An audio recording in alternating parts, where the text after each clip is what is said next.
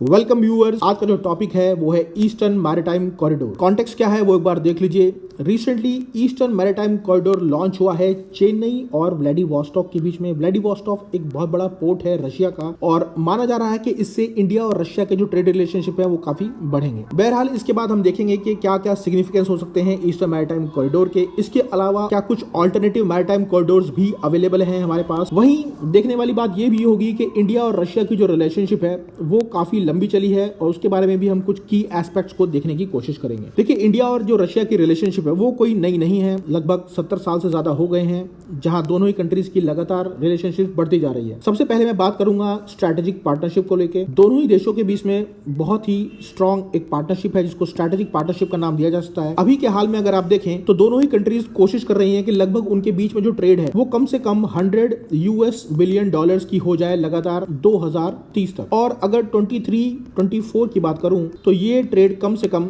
$65.7 billion तक पहुंची थी। लगातार दोनों ही कंट्रीज एक दूसरे के साथ ट्रेड कर रही हैं। इंपोर्ट और एक्सपोर्ट दोनों ही बराबर चल रहा है और अभी पिछले समय में आप अगर देखेंगे तो लगातार जो है क्रूड ऑयल का इंपोर्ट किया है इंडिया ने यूएसए से। इनफैक्ट इसके अलावा अगर दूसरे पॉइंट की बात करूं तो वो है एनर्जी कॉर्पोरेशन। देखिए, एनर्जी कॉर्पोरेशन में भी दोनों कंट्रीज ने बहुत ज्यादा सिग्निफिकेंट इन्वेस्टमेंट्स किए हैं एक दूसरे की देशों में। अगर रशिया की बात करूं तो रोसनेफ्ट आपने सुना होगा, ये एक स्टेट ओन्ड फर्म है रशिया की जो लगातार सिग्निफिकेंट इन्वेस्टमेंट्स कर रही है एनर्जी इंफ्रास्ट्रक्चर में इंडिया में। वहीं इंडिया का जो इंडियन ऑयल है, इंडियन कंपनीज हैं जैसे कि oil and natural gas corporation जिसे ओएनजीसी बोला जाता है, लगातार जो है इन्वॉल्व है ओएनजीसी एक्सप्लोरेशन करने में रशियन प्रोजेक्ट्स में। एक नाम जो बार बार आता है वो है Saqlain oil field, Saqlain oil field 1 and Saqlain oil field 2। इसके अलावा अगर आप देखें तो डिफेंस में भी इंडिया और रशिया का बहुत अच्छा रिलेशनशिप रहा है। बहुत एक लॉन्ग स्टैंडिंग डिफेंस कॉर्पोरेशन है और रेगुलर बायलैटरल या मिलिट्री एक्सरसाइज इंडिया और रशिया के बीच में होती रहती हैं, चाहे वो इंद्र हो या फिर आप देखेंगे वॉस्टॉक। ये कुछ ऐसी मिलिट्री एक्सरसाइज हैं जो इंडिया और रशिया के बीच में होती हैं। वहीं कुछ की डिफेंस प्रोजेक्ट्स आपको देखने को मिलेंगे जो बहुत सारे हथियार या मिसाइल सिस्टम्स इंडिया ने जो है परचेज भी किए थे रशिया से, जैसे कि S-400 हो गया, 230 MKI और इसके अलावा अगर आप देखें तो T-90 टैंक या फिर ब्रह्मोस मिसाइल तो हम भूल नहीं सकते जो कि काफ़ी मजबूत मानी जाती है। वहीं लगातार कॉपरेशन बढ़ रहा है, जॉइंट रिसर्च डेवलपमेंट प्रोग्राम्स चल रहे हैं। इसके अलावा साइंस एंड टेक की अगर बात करूं तो साइंस एंड टेक में भी रशिया और इंडिया ने काफ़ी जो है स्ट्रॉन्ग कॉपरेशन दिखाया है। गगनयान आपको याद होगा, गगनयान कुछ पहले सर्कियों में था, लगातार इसके ऊपर कुछ काम चल रहा है। इसके अलावा नैनो टेक्नोलॉजी हो या फिर कूडनकुलम जो न्यूक्लियर पावर प्लांट है, इसमें भी रशिया ने ही जो है इंडिया को सपोर्ट किया है ताकि इनोवेशन बढ़े, कमर्शलाइज हो टेक्नोलॉजीज और नए जॉइंट प्रोजेक्ट्स को जो है आपका इनिशिएट किया जा सके। वहीं रीजनल कॉपरेशन की अगर बात करूं तो लगातार रीजनल कॉपरेशन में भी रूस या अमेरिका एक दूसरे के लिए हमेशा खड़े रहे हैं, चाहे वो ब्रिक्स की का प्लेटफॉर्म हो या फिर आप देखेंगे कि United Nations security council reform के लिए भी लगातार रशिया जो है आपका प्रमोट करती रही है कि इंडिया को भी इसमें जगह मिलनी चाहिए। तो इस प्रकार से आपको देखने को मिलेगा कि किस तरीके से दोनों के रिलेशनशिप लगातार जो है इंप्रूव होते रहे हैं। अभी बात करेंगे ईस्टर्न मैरीटाइम कॉरिडोर की जो कि अभी न्यूज में था और क्या क्या इसका सिग्निफिकेंस है। देखिए, जो ईस्टर्न मैरीटाइम कॉरिडोर है ये अगर आप मैप में भी देखें तो चेन्नई से शुरू होगा और चेन्नई से शुरू होकर स्ट्रेट्स ऑफ मलक्का को क्रॉस करते हुए साउथ चाइना सी जो यहाँ पे आएगा और उसके बाद सी ऑफ जापान को करते हुए व्लादिवोस्टॉक पहुंचेगा। तो ये एक ऐसा सी लिंक बनने वाला है जो चेन्नई पोर्ट से लेकर व्लादिवोस्टॉक तक आपको कनेक्ट करेगा। सबसे पहला एक जो इसका सिग्निफिकेंस है वो है स्ट्रैटेजिक सिग्निफिकेंस, क्योंकि ये एक ऐसी जगह से पास हो रहा है यानी कि साउथ चाइना सी से पास हो रहा है जिसमें हमेशा से चाइना का बहुत ज्यादा डोमिनेंस रहा है। तो ये एक आप मान सकते हैं कि डायरेक्ट चैलेंज है चाइना को भी। वहीं इसके आने से जो है एक बहुत बड़ा फायदा जो इंडिया को मिलने वाला है वो है लॉजिस्टिक कॉस्ट, क्योंकि अभी की अगर आप देखें सूरत तो ये मुंबई वाला पोर्ट जो है इसको यूज करते हुए आपका यहाँ सुएज कैनाल से और सुएज कैनाल के क्रॉस करते हुए मेडिटेरियन सी की तरफ जाते हुए और फाइनली जो है आपका सेंट पीटर्सबर्ग जो है सामान पहुंचता है। तो ये जो डिस्टेंस है अभी का अगर चेन्नई व्लादिवोस्टॉक वाला देखें तो 5647 नॉटिकल माइल्स है, वही जो एग्जिस्टिंग सिस्टम है वो 8675 नॉटिकल माइल्स का है। तो ऑब्वियसली इससे होगा क्या, ट्रांजिट टाइम कम होगा। अगर बताया जा रहा है आंकड़ों के हिसाब से कि पहले जो है 40 डेज जो लगते थे अब वो कट डाउन होकर 24 डेज तक हो जाएगा।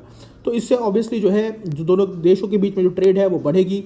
यस, ट्रेड डाइवर्सिफिकेशन देखने को मिलेगा। अभी के हाल में अगर हम देखें तो हम सिर्फ क्रूड ऑयल के ऊपर जो है ज़्यादा ध्यान दे रहे हैं, लेकिन जैसे जैसे चीज़ें बढ़ेंगी, जैसे जैसे आप फैसिलिटेशन होगा, ऑब्वियसली कोल भी, LNG, फर्टिलाइजर्स और भी बहुत सारी चीज़ें जो हैं इंपोर्ट होने लगेंगी, यानी कि बास्केट ऑफ ट्रेड जो है काफ़ी बढ़ेगा। अगला पॉइंट मैं कहूँगा मैरीटाइम सेक्टर को लेके। देखिए दोनों ही देशों के बीच में अगर इस तरह का कोई एक सी लिंक बनता है तो मैरीटाइम सेक्टर को इंप्रूवमेंट जरूर मिलेगी। मैरीटाइम विजन 2030, ये इंडिया ने जो है 10 साल का एक ब्लूप्रिंट बनाया था, जिनमें इनका प्लान था कि कैसे हम अपने मैरीटाइम सेक्टर को प्रमोट कर सकते हैं और कैसे जो है हमें आगे चलना होगा, जिसकी शुरुआत की गई थी इंडिया के वाटरवेज को इंप्रूव करने से लेके बाद में आप जानते हैं कि सागरमाला प्रोजेक्ट आया, जिसमें सारे पोर्ट्स को जो है बनाया गया और पोर्ट्स को मॉडर्नाइजेशन करके लगातार जो है अब कोशिश की जा रही है दूसरे देशों के साथ कनेक्ट करने की। तो इससे पता लगेगा आपको कि किस तरीके से स्ट्रैटेजाइज करके ये पोर्ट्स को काम किया गया था। वहीं एक्ट ईस्ट पॉलिसी, देखिए एक्ट ईस्ट पॉलिसी लगातार इस पर काम चल रहा है और कोशिश ये है कि इस पर्टिकुलर सीलिंग के थ्रू हम एक्सेस कराएं रशियन रिसोर्सेज को और स्ट्रेंथन करें अपनी पोजीशन पैसिफिक में, क्योंकि पैसिफिक जो है अब हमारे लिए खतरा बनता जा रहा है, क्योंकि चाइना लगातार जो है वहां से हमारे काउंटर करने की कोशिश कर रहा है।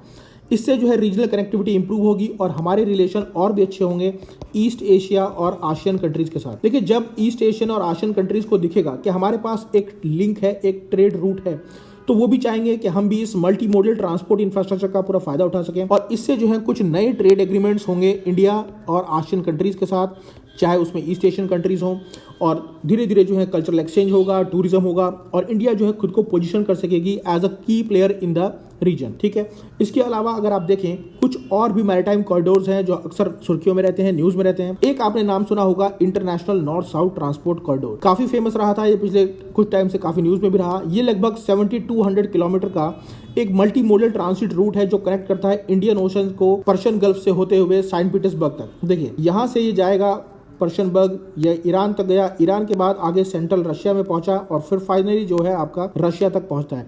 इनिशियली ये जो बनाया गया था ये सन 2000 में जो है आपका कंसीव किया गया। उस वक्त 3 कंट्रीज थी, इंडिया, ईरान और रशिया, लेकिन बाद में धीरे धीरे जो है 13 कंट्रीज को तक ये पूरा का पूरा रूट पहुंच गया, एक्सपैंड किया गया इसको। और आज की डेट में अगर मैं बात बताऊं तो जून 2024 में लगभग रशिया ने 2 ट्रेन्स पूरी की पूरी भरकर कोल भेजा था इंडिया में इसी रूट से। तो इसलिए जो है ये काफ़ी इंपॉर्टेंट माना जा रहा है। आने वाले समय में इससे भी जो है ट्रेड जो है काफ़ी बूस्ट होगी।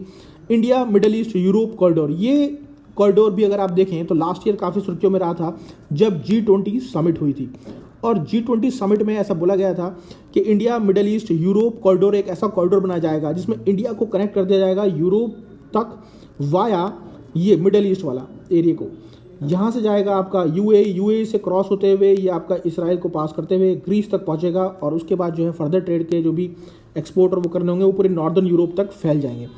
तो ये भी है। इसके अलावा ये भी बताया जा रहा था कि इस पर्टिकुलर प्रोजेक्ट में इलेक्ट्रिसिटी केबल्स का इस्तेमाल होगा ताकि इलेक्ट्रिसिटी का भरपूर इस्तेमाल किया जा सके। एक हाइड्रोजन पाइपलाइन भी लगाई जाएगी और इसी तरह के मेजर से जो है रीजनल इंटीग्रेशन होगी एशिया, यूरोप और मिडल ईस्ट के बीच में। इसके अलावा एक और अक्सर सुर्खियों में जो रहता है वो है सी रूट, नॉर्दर्न सी रूट।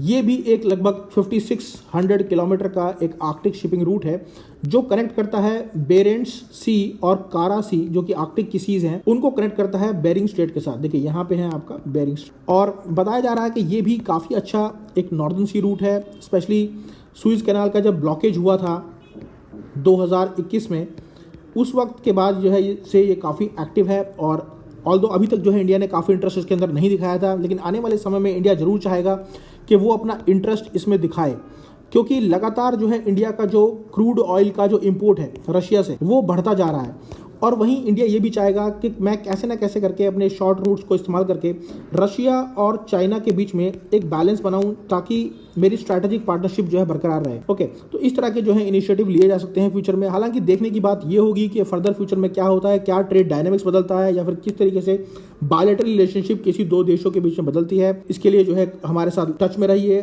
इस तरह की और इन्फॉर्मेटिव वीडियोस देखने के लिए लाइक कीजिए, शेयर कीजिए, सब्सक्राइब कीजिए। अगली बार फिर हाजिर होंगे एक नई वीडियो के साथ। Till then, goodbye, love you all.